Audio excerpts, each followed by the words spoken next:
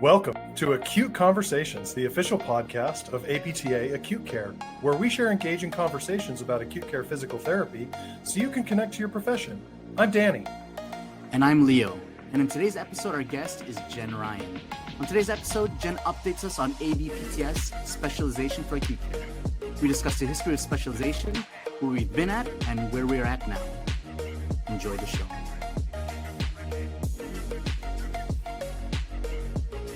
All right, welcome to the Acute Conversations podcast. On today's episode, we have a returning guest, Jennifer Ryan, hailing from Northwestern's DPT program. And the purpose of today's episode is for Jen just to update us on what's going on with ABPTS specialty certification with acute care. So before we dive into what's going on right now, maybe Jen, could you maybe give us a little bit of history of how this even came into fruition, this idea of us becoming a specialty through ABPTS? So it first was addressed back in 2007. I was in the first group of subject matter experts who went through the process of determining what are all the elements that determine an acute care specialist compared to an acute care practitioner, and did a practice analysis survey that got published in 2010. The petition that we submitted didn't have enough evidence to really substantiate that what's unique about acute care. And so we withdrew it without, I forget what that consequence, there's a term that I'm trying to remember. At any rate, so that got kind of put on the shelf. Interestingly, in 2012, Rebecca Craik wrote a editorial about how in 2007 CSM, there was an Oxford debate that said, should a PT even be in acute care? And there was, one side saying these are high level practitioners making complex decisions. And the other side was saying but you don't have the evidence to say that. Well, fast forward to 2019, when we reinitiated this process, it was a dual effort of ABPTS, ABPTRFE from the APTA side and APTA Acute Care, bringing together not just subject matter experts who represented different parts of the nation, but people who were leaders of residency programs that had been populating and flourishing, or fellowships that had been running since 2012. And so that now these people were representing not just 8 people, but 8 programs. And so you had a lot more information come to the table. There was a burgeoning of literature that came forward on what it is to be an acute care physical therapist, what it is to be at a higher level. That is really helping to support this. So it's been a long journey. The journey continues, but we are seeing such beautiful progress, and we're seeing that there's really evidence to say that the unique piece of being an acute care expert, as in, not only could I walk into a room of an individual with liver failure, I could walk into the room with a person with a complex trauma. I could walk into the room with a person with multiple transplants. I could walk into the room with a person on ECMO and be equally able to manage each patient. That could all happen in one day. And there's no other area of PT practice that sets that expectation of an individual. Likewise, that's not the expectation of every individual practicing in acute care. That's at a specialist level where that person can be that dynamic and that comprehensive in such a broad brush. Interesting. So it's not just, again, it's not for all, this is not the entry level acute care practitioner, but somebody that's specialized in the acute care setting. For sure. And, residency programs help to foster an individual's awareness of every bit of what will be the future description of specialty practice. And then we'll build descriptions of residency practice from there. It's also really cool that it can be a framework for professional development for a person to kind of bounce their own experience against what's written up in the practice analysis survey. If they took that, they got a lot of feedback about where they stand on their readiness to sit for a future exam. They got a lot of feedback on what they're already achieving beautifully versus how do I seek out resources. And this tool's all the description of specialty practice, which will look very similar to the survey that was sent out and thank you to all the individuals who completed that survey Mm. because it was a long process, and I appreciate your patience and diligence. There was 266 items that we put on there, and I want to say somewhere like 240 came to agreement. So Okay. it is a complex list of things that people can build educational programs. So people can get really high quality education that, because we know that it's based off of the criteria set before the membership that was agreed upon by them. And then we, as the subject matter expert group, went in and said, maybe, this item didn't score right. It almost hit the threshold. And it's an area of practice that may not be in every institution, but it's something that needs to be included in our future selves to set ourselves different. So yeah, those are a lot of the pieces of what's been going on. Can I follow up on just a couple of things? Please. One, just a fun little history anecdote. Those of you who listened to my introduction know that the reason I got into academia was because of what you had described, Jen, and that was I was in intensive care. I was working in the hospital and didn't have enough evidence to guide what I was doing, and was really frustrated by that. And I looked at clinical specialization as a way to help me improve my ability to advocate for my patients and the services that I wanted to provide. But in 2002, 3, 4, 5, 6, when I was practicing full time, that wasn't an option unless I wanted to be a cardiopulmonary specialist. I'm like, that's not really what I want to specialize in. Neuro, that's not really what I want to specialize in. I want to specialize in acute care. And so that's what drove me to academia. But following up on that lack of evidence, what you said was it didn't go through the first time because of that, but there's been a lot of change. And I wonder if you could just reflect a little bit on some of the changes that you saw in the evidence that was available and how that helped to drive the process forward now, where before it didn't. Yeah, beautiful question. A couple of areas came to be. So the practice analysis survey got published in 2010. The first critical care fellowship came forward in 2012, and there was 3 critical care fellowships. The choice by the committees of ABPTRFE were that acute care as a residency wasn't making clear sense to them at that point, but they thought critical care is a specialty area. Let's make that a fellowship. And so in that piece, that was also at the same time that early mobility and early rehab programs were really coming together, and PTs were seen as this really vital element of these interprofessional teams. And not that they hadn't been part of them, but this was also at the same time where the sedation guidelines had been figured out in 2009. And so our medical colleagues were realizing, we should back off on those medications, even though these lines are in them. How can we, move forward step by step to understand what is safe intervention? You can't measure it if you don't do it, but you don't go through like a cowboy. You go through step by step and you intermittently progress an individual. So that gave opportunity for a lot of research that had always been, I think, A, hard to imagine, and B, you had to really think about like a clinical sort of intervention, not an RCT, because there's so many variables on the table. And yet RCTs have come forward when they got really creative in understanding what are the variables that you can control versus you have to, not worry about measuring at this point because it shakes out.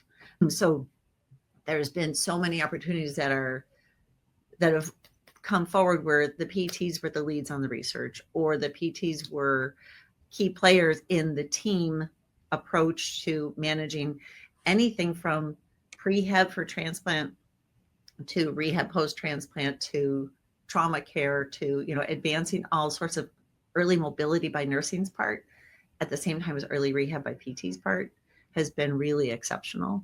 Nursing embraced this in so many wonderful ways without the early mobility. That makes it so much more reasonable. And the PADIS guidelines, PADIS, pain, agitation, delirium. Of course, the I is evading me. and S, but they've redone those a couple of times, and those are 50 authors around that, experts around the world. This is an international approach. This is not just a US thing. The specialization is a APTA, ABPTS sort of obviously focus, but it's of an international burgeoning of research that's come forward. Yeah. Jen, I wanted to ask you too. So, in terms of the roadblocks that have come along the way, so you did mention how, again, in terms of the evidence and the levels of evidence, and Danny, thank you for inquiring about that. But also wondering, was there any kind of maybe things internally within the PT, within our profession, acute care PTs, or just other physical therapists that detracted away from us becoming specialists, that felt that acute care is not at the level where it needs to be a specialty? So I can't say that they've held up our progress, but they've informed us, because when I hear colleagues say like, acute care is a specialty, really? Mm-hmm. It tells me that I need to help them understand what we do. Mm-hmm. Mm-hmm. And when I say what we do, I mean acute care practitioners at any level. Right. And then, oh, by the way, what's the difference between a specialist and a non-specialist?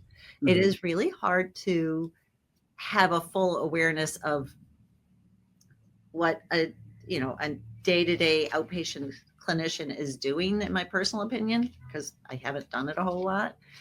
But, and so I try to look through that lens and say like, okay, when they go in a hospital, they are either a patient or a family member.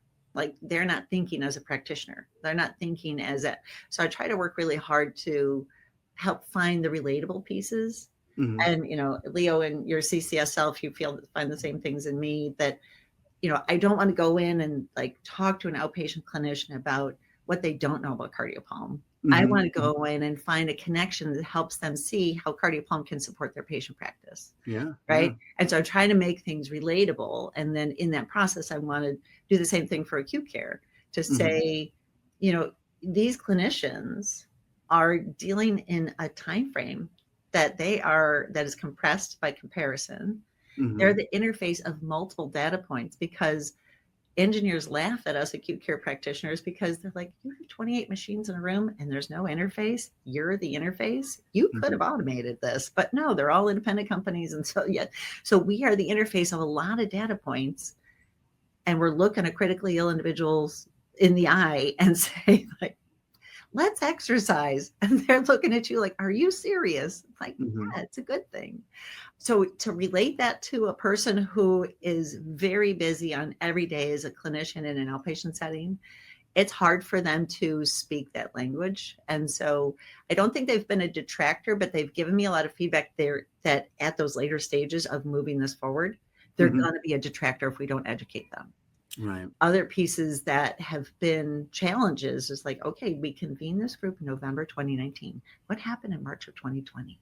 Right. And so of the team on there, 2 people were in Texas. 1 person was in Baltimore. 1 person was in Georgia. Other people were in Washington State. So where the pandemic started and where there was challenges with managing the pandemic, it was hard for this team to function quickly, effectively, and efficiently. But they are resilient, they are strong, and they are amazing. I also had 1 person in New York, and there was people who were doing work without PPE, adequate PPE, and they were still participating in this. So I can't give enough credit to my team for the work they did. But yeah, there's been hurdles practice, come about with any big initiative. And, the more important it is, the more the hurdles are, but we're getting over them. Good. Can I follow up on a part of that, Leo? You mentioned, Jen, as the things were changing, and you talked about physician practice in particular. You mentioned nursing as well. How much do you think the influence of the practice of medicine in hospitals, and particularly critical care units, helped to facilitate what was happening? What did you hear from physician and nurse colleagues that supported these changes? I would love I have an answer, but I also want your feedback to see if you have more question. I mean, I think of my own personal experience. Like, I go in with my PT lens, my PT thought process, my awareness of physiology, et cetera, right? But then I hear what a nurse's interpretation is of what just happened, or I hear a physician's interpretation, and I'm like, wow, that's intriguing that they think so differently than me, that I had opportunity to learn how to think more broadly, and likewise find out where they needed education about what I bring to the table, or what the PT profession brings to the table, not just Jen Ryan, but that whole piece of, wow, when I hear you say that's what your takeaway was, it's either that's totally intriguing or like, well, dang, I got to explain myself better, because, you know, it could go either way. So all these opportunities of participating in not the 3-hour rounds, but in the huddle after rounds, where you can have that dialogue of, that's super intriguing that you're starting that new med. How is that going to impact their capacity to participate? Or that I heard you mention in rounds that you're going to up their beta blocker dose. How nice. But when he just walked with me now, he walked 50 less feet and he's more dyspneic. Do you have to have that dose? You know, so like being able to have that conversation with medical teams so that they can see the impact on the patient's outcome of mobility. So it's important to really see that, like, as they're evolving, that they don't evolve in their silo. As we're evolving, that we don't evolve in our silo. That, you know, ICUs are one of the best examples of interprofessional teams where the patient's at the center. And so to that point, we have opportunity to inform floor care. I mean, because it's sometimes almost more complex to manage patients on the floor than it is in the ICU, because right? Because you can the communication aspect, right? It's just, right. The amount of support, the team support, it's very different. Yeah, critical. I liked how you highlighted that. And that's the one thing I miss about being in an academic position, is that interaction that I had every day over and over with physicians and nurses, and the chance to collaborate and to practice together. And I'm glad that the timing of things worked out. And I hope that we are continuing to advocate for the interprofessional dialogue that is necessary as we work on this specialization and as we continue to define the practice that we have in hospitals and in intensive care units. That the nurse and physician colleagues that we work with can help us to describe that better, so that everyone knows and can talk about it.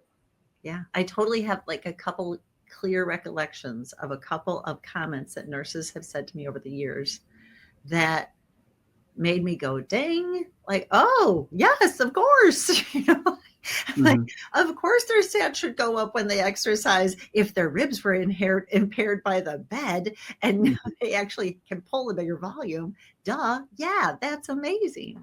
And that was, you know, in my evolution of working toward a more specialized level of practice.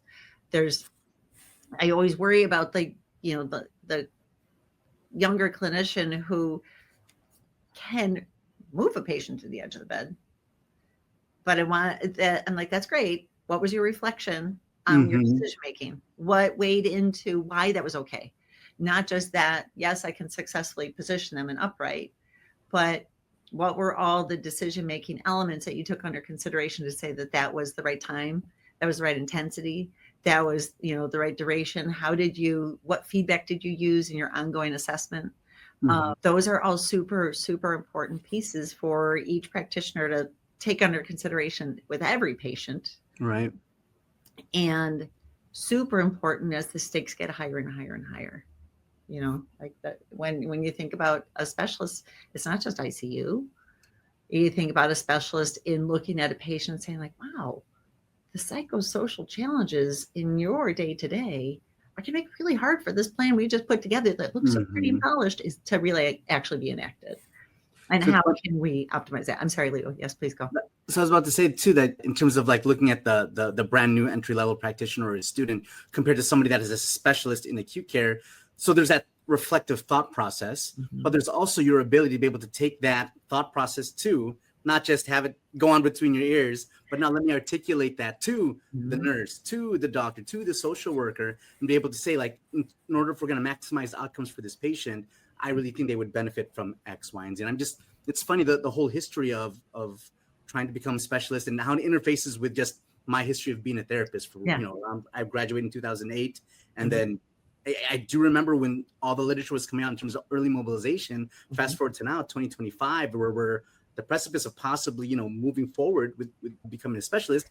There's no way that 2008 Leo would be able to have a conversation with a doctor or a nurse to be able to advocate, and fast forward now, it's like, okay, yeah, absolutely. I can have those conversations. So that, again, I think that's just a little bit more evidence in terms of what we can do in terms of becoming specialists, but also, you had mentioned that at the time when they started, how many residencies and fellowships were back in 2008, 2007? How many residencies and fellowships were there altogether? Because I think now we have there was 0 in 2008, right? 0 in 2008. The first fellowships came in 2012. Oh, in 2012. Yeah. Yeah. And I think we've, it's And blossomed. now we're over 20 residencies. There's no longer, fellowships can exist, but the criteria to participate in a fellowship is such that you either had to complete a residency or you have to be otherwise specialized. And so it wasn't really tenable because we have, 20 residencies, which is a huge increase in the number over the number of years, but it's really hard to find enough folks to be able to do a second year of training for those 3 fellowship programs. So those are not active now, but it's not that they shouldn't be. We have every expectation of, designing a description of fellowship practice for future PTs. 10 years from now, there's going to be so many people that have completed acute care residencies that there will be more. There'll just be it's not really a critical mass per se, but there will be more individuals able and potentially wanting to participate in that. Can Leo, I don't know if I'm taking this in the wrong direction, but I was curious as we were talking about these different things that you were mentioning that a clinician needs to be able to do. And as you are training with new students and or new clinicians that you were talking about, and you also mentioned that there were hundreds of items that we felt like needed to be a part of and or were defined as part of expert practice. And I wonder if you could talk about some of those items that relate to this.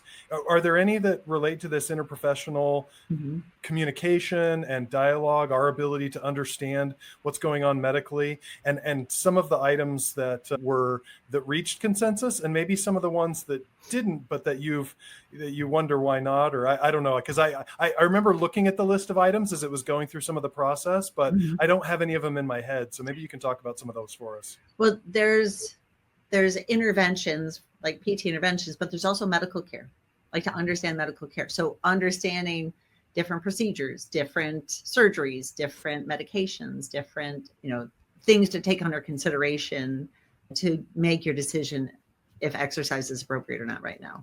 There's the whole comorbidity piece that is just so riddled in every patient interaction. So some of the things that didn't score as high as the subject matter experts group was really focused on was like renal. And we're like, really? Renal? Renal's really important. Renal's really important. Why didn't renal score? But how often is your patient in the hospital for a primary renal problem versus they're in for XYZ, and oh, by the way, they have a renal involvement they have a baseline, end stage renal disease, or they have, an acute kidney injury, but that's not the primary movement problem. And yet, how can it not be contributed to the movement problem? And so, those pieces. So yes, in this whole specialty assessment, in this really long survey, you had to have a understanding of physiology and of pathophysiology of every body system. You have to have a keen awareness of not necessarily everything memorized, right? But a keen awareness of your level of awareness of those and your need to seek out more resources or your need to confirm information, and then all the clinical sciences, all the laboratory values, all the imaging, all the pieces like that. There's, of those 266 items, there's a couple long lists, like when it's in clinical sciences, when it's in pathophysiology and physiology, and they're like big system comments. And then there's the whole critical analysis and critical inquiry. The topic is called critical inquiry. And so looking for the evidence, bringing forth evidence on the work you do, sharing evidence on the work you do, and participating in grand rounds, participating in other interprofessional dialogues and in a more formal level that, challenge the PT to bring the story forward, not at a one-to-one patient status level, but at a more global level, at a researched, sort of higher evidence level. Now, Jen, I know that I think last CSM, remember that was one of your presentations, just where we're at right now in terms of specialization. So I just wanted to ask you, and guessing that there's listeners out there just wondering, why is it taking so long? Like, what is going on now here in 2025? What are the next steps and how can we help? Hopefully that's their thought process. How can we help? But let's start off first with where are we at right now? So we submitted phase 1. There's 2 phases. There's phase 1, phase 2. We submitted phase 1 like in December of 2024, but ABPTS board was, they only meet on a cadence of like every other month. Mm-hmm. So, and these are volunteers, right? So we can ask so much of individuals. Primary care was also moving forward, which I wanted to touch on primary care also, because I think it's great the primary care went forward. I don't think it hurts us. I think we need to learn how to use it. So in the how we can help, we're going to talk primary care too. So don't let me forget. But there was just a lot of pieces of like, it took a while to get feedback on phase 1. So to that point, we started working on phase 2. We're like, you know what? While we're waiting on feedback from phase 1, we're going to start working on phase 2, get those pieces built, because there's nothing subtle about any of these elements. And so we have been working, we got a lot of elements of phase 2 very close, ready for submission. And then we got the feedback on phase 1. And they said, we want you to perfect phase 1 before you submit phase 2. Totally fine. So now we're in the perfecting phase 1 phase. And so demand is one of the categories and need is one of the categories. Mm-hmm. Demand is how many PTs will want to sit for specialization and the turnaround time and all that. So we have statistics from different surveys we've done and different analyses we've done to weigh into that. But so that's the demand piece. The need piece is like, why do you need PTs to function at this level? Is someone else taking care of it? No, not to the level that we can, but we have to defend that. Right. We have to define that. We have to put evidence behind that. And as we talked about, there's so much more evidence in this submission than there was in the last one. It's beautiful. And so how can people help? I have a couple things that depends on where your jam is. I need you to be on a team. So I got a couple of teams. I've got a team that if you are otherwise specialized in whatever, you can join the Specialization Academy of Content Experts. They just recently had a call out for it. But what that does is that is asking people to be item writers for the specialty exam. If people can join that now for Jerry or cardio or sports or whatever they're in right now, that will teach you how to write a really good question. That is a big learning curve to learn how to write a question of quality that it meets the expectation of being a board certification quality question. And so learning that process is a big step. So if people are otherwise certified and willing to join, we just call it SACE, S-A-C-E, but it's the Specialization Academy of Content Experts. That would be wonderfully helpful so that, as we move this forward, if it passes in House of Delegates in 2026, then we can start writing the exam. And so we need people ready to launch. Please, please, please, please do not work in groups to start to write questions now, because they'll all be tossed. It's a very secret thing. Like I could never be part of SACE when I was the education chair for cardiovascular and pulmonary, because I was always coaching people on how to sit for the CCS and how to prep for the CCS and get ready for it. So I had to be arm's length distance from Specialization Academy of Content Experts. And to that point, I've never been a participant, but I know what the expectations are of them, and they could really support the group to understand how to write a question. And if you as an individual, as you come across an amazing case, write down some notes to yourself, but don't write the question. Don't have a group Google Doc, because that won't be legal, but have your own personal list of things that you think could be amazing question elements to really help a person appreciate what it means to function at a really high level. And then the primary care piece, I think we need to really see the Venn diagram of acute care and primary care. They are individuals who have an expertise that overlaps with us, but in no way takes full price. Like I think of the emergency department. I think in an emergency department setting, an acute care specialist functions similar to a primary care specialist. But in no way do I want that primary care practitioner to think that all those skills translate into the ICU or into some complex floor discharge concept piece. And likewise, I don't want the acute care practitioner to dismiss all the other elements of the DSP of primary care. There are over 300,000 PTs and we only have about 30,000 specialized. There's market share to be had. There's plenty of space for PTs to get specialized in areas that really work for them, that really make them tick. So thinking about that, think about how the acute care, like look at the tools of the acute care specialty issue and see like what's unique about it, and have that conversation with your colleagues who are in outpatient, who are in, special skilled care settings, who are in outpatient settings, who are in home care settings, et cetera. You'll see overlap in the practice setting of home care and subacute to acute care because the acuity of individuals when they're discharged. Right. And then there's a little primary care piece in there too. So that's okay. That's okay. There's hospitalists and there's primary care physicians. Right. Coexisted for a long time because it's a bigger piece and we can cover care of the society more comprehensively. Right. We have individuals who are more thoroughly educated and can have some overlap so that there's less gaps in care, but they also see the differentiation and they refer appropriately. I see. Yeah, across the spectrum of care, right? There's plenty of room for primary care, for acute care specialization. There's a lot.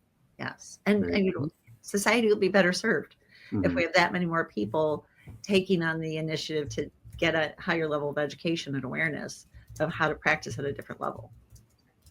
Gotcha. Excellent. Jen, where can people, if people are interested in helping, like exactly like you had said, maybe joining SACE and becoming, and starting to help develop the exam eventually, like where can people reach you? And it also seems like you're the one that's, in a way, like you're the face of this, but are there other people that they can contact, or how can they get involved? I think so. A couple of things. I think if you already have some really great content in, I always use this example because it's a great one. I hope everyone else likes it. If you already have a great educational course on acid-base balance and how that impacts a person's activity tolerance, submit that course to the LMS in an APTA acute care, because then that gives that many more people another level of education to be ready for the exam. If you have great content on, liver failure, something like that. So contributing courses to the LMS in APTA acute care. It's a new thing. So you might be like, what are you talking about? It's there. It's a possibility. Connect that way. If you want to be part of Specialization Academy of Content Experts, ABPTS is your contact. My group of subject matter experts are exceptional people. I will gladly share, all their names with you so we sat at this big table at APTA in 2019. So I always go around the table visually so I don't forget anyone. So I'm not going to say it in alphabetical order, but I'm going to say it in my visual memory because that works for me. So Amelia McEwen, Rajeshri Mondkar, Gabby Steinhorn. I literally have to point around the table. I'm sorry. This is beyond what some normal people would do. Ann Moore, Angela Stolfi, Kathy Lee Bishop, Sharon Gorman, and myself. Wow. And so that represented California, Texas, Maryland, New York, Georgia, all levels of care, all running, Gabby is at a residency and fellowship. I was at a fellowship. Sharon wasn't at either, but was the lead of the subject matter expert groups on the 2007 pitch. Kathy Lee oversees, I think, a cardiopulm as well as acute care residency. Angela is administrator over multiple residencies at NYU Langone. Ann Moore has a super interesting experience that she started the acute care residency at UW. And now she has a job where she's working in the community with elders preventing readmission. And I'm like, that's huge, Barb. What a fit, man. Yeah. And Rajeshri has been part of the acute care residency and fellowship at Houston Methodist for forever. So everyone has had totally unique splashes of experience. Amelia had started the Baylor acute care residency and has, a wide breadth of experience. So it's a strong team. It's an amazing team. And our statistical guide, Jackson Millard, He did not know what hit him when we were all in that room with him. He was like, whoa, whoa. He's like ping-ponging around. And he's a delightful human. He has done huge amounts of work to help us like manage our statistics and organize our survey and get the measurement and get the numbers accurate and stuff. So yeah, it's been a great team for sure. Fantastic. Very cool. Danny, I think it's time. Danny, do you have any other questions for Jen before we move into our rapid responses? Nope, let's do it. All right, Jen. So I know you've had it before, but I've got new questions for you too. So we're just going to time for about a minute, and let me get the timer set up. So again, this is our rapid response. We're going to time you for a minute, and we'll see if we can throw you a curveball at the end here. So Danny, you want to take the first question? Sure. What's the best unit to work on in the hospital? NICU. Jen, are you a sunrise or sunset person? I've become a sunrise girl. Oh, cool. I used to be a setter on the volleyball court and sunset.